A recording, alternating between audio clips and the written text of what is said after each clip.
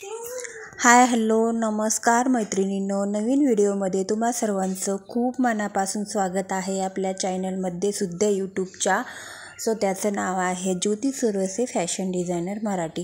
So अशा पद्धतीने आता आजचा व्हिडिओ आहे आपला जसं की आपण जुन्या ब्लाऊजवरून कस्टमरच्या जुना ब्लाऊजवरून मापं कशी घ्यायची हे आजच्या व्हिडिओमध्ये पाहणार आहोत. सो आम्ही ह्याच्या अगोदरसुद्धा 1-2 व्हिडिओ ऑलरेडी टाकलेले आहेत की पण काय होतं नवीन सबस्क्रायबर येतात आणि मग नवीन कोणाला काही शिकायचं असेल तर त्यांना माहिती नसतं आणि व्हिडिओ शूट म्हणजे काय होणार की व्हिडिओ हुडकणं वगैरे, तर मग व्हिडिओ खूप खाली गेलेला असतो आणि अजून नवीन मापामध्ये चेंजेस होत असतात. तर मग नवीन मापं जसं की मापानुसार चेंजेस होतात जसं की साईजच्यानुसार.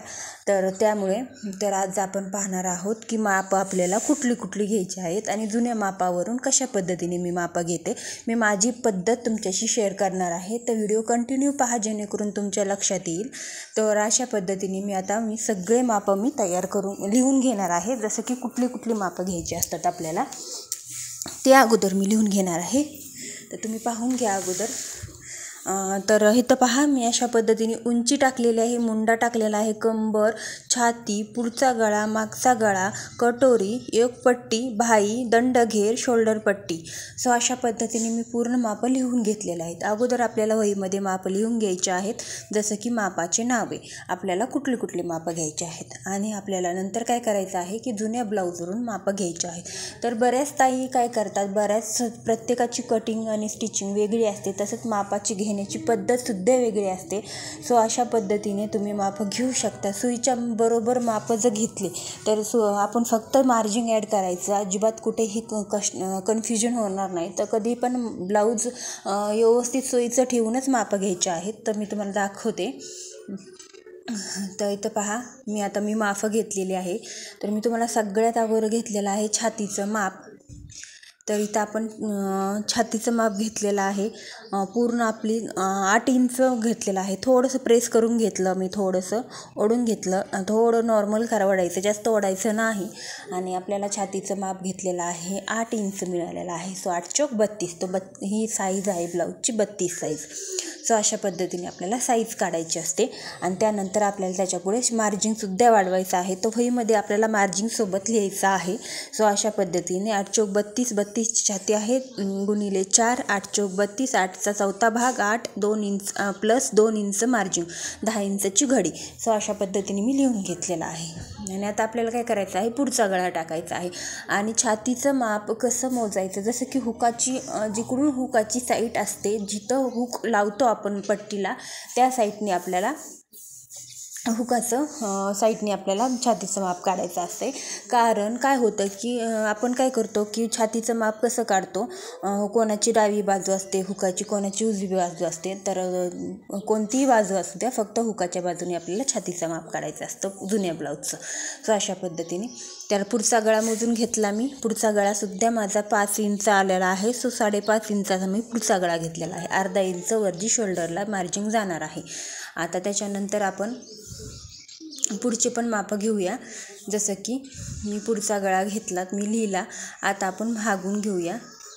तर इथं मी मागून घेतलं. इथं पहा अशा पद्धतीने मी आता उंची करून पुढचा गळा घेतला, आता मागचा गळा आणि मागची उंची आपण पलटी करून घेणार आहोत आणि मोजून घेणार. तर उंची आलेली आहे पूर्ण 11.5 इंच. सो थोडंसं प्रेस करायचं आपल्याला, नॉर्मल, जादा प्रेस नाही करायचं, नाहीतर मग तुमच्या ब्लाऊजची उंची वाढेल. सो अशा पद्धतीने तर इथं पहा आता मागचा गळासुद्धा मी लिहून घेणार आहे. मागचा गळा आहे 8 इंच आणि मागच्या गळ्यामध्ये आपण अर्धा इंच वरती शोल्डरला मार्जिन सोडून म्हणजे धरूनच हे करणार आहोत. तर मागचा गळा अर्धा इंच मार्जिन धरून मी पकडला, तर 8.5 इंच मी लिहिलेला आहे. आणि उंचीसुद्धा मी 11.5 आलेली होती, तर मग त्यामध्ये सुद्धा मी 1 इंच ॲड केलेला आहे आणि 12.5 उंचीसुद्धा लिहिलेली आहे. मी तुम्हाला परत एकदा शेवटला मी त्याचा बरोबर असं व्यवस्थित दाखवेल. आणि आपल्याला आता भाई मोजून घ्यायची आहे. आणि आता आपल्याला भाई घ्यायची आहे. इथं पहा 4.5 इंचची भाई आहे, तुम्ही पाहू शकता. आणि 4.5 इंचची भाई आहे, तर आपल्याला 4.5 इंच प्लस 1 इंच मार्जिन अशा पद्धतीने आपल्याला तिथं लिहायचं आहे. तर 4.5 आणि 1 इंच तर 5.5 इंच पूर्ण आपली कटिंगमध्ये बाही घेणार आहोत आपण. जसं की अर्धा इंच शोल्डरला जॉईन करण्यात आणि अर्धा अस्तर जॉईन करण्यामध्ये बाही जात असते. आणि जर साधा ब्लाऊजला तुम्हाला घ्यायचा असेल तर तुम्ही साध्या ब्लाऊजला 2 इंच पुढे मार्जिन अजून घेऊ शकता. 1 इंच दुमडण्यामध्ये तुम्ही घालू शकता. असं अशा पद्धतीने. तर आता मी काय केलेलं आहे मुंडा. तर मुंडा तुम्ही पाहू शकता. मुंडासुद्धा कसा घ्यायचा आहे मी ते पण तुम्हाला सांगणार आहे. आता आपण कंबर मोजून घेतली. कंबर आलेली आहे 29 प्लस 2 इंच मार्जिन घेतलेला आहे आणि 1 इंच अजून ॲड करायचं आहे, जसं मी तुम्हाला कटिंगच्या व्हिडिओमध्ये सांगणार आहे. आता अशा पद्धतीने आता आपल्याला दुसरे माप घ्यायचे आहेत. आता इथं मी तुम्हाला दाखवते मुंडा कसा काढायचा. तर मुंडा प्रत्येकाचा साईजनुसार बदलतो मैत्रिणींनो. तर प्रत्येकाच्या साईजनुसार मुंड्याची मापं कमी जास्त होतात. तर साईजचा प्रत्येक मापाचा चार्ट मी तुम्हाला व्हिडिओ ते सुद्धा मी अपलोड करेल. सांगेल की कोणत्या मापामध्ये कसं वाढवायचं कसं कमी करायचं. तर इथं मुंडा मी असाच घेतलेला आहे. 5 इंच आलेला आहे. मोजला मी तुमच्या देखत पाहिला तुम्ही. आणि अर्धा इंच मार्जिन असं 5.5 इंचाचा मुंडा मी घेतलेला आहे.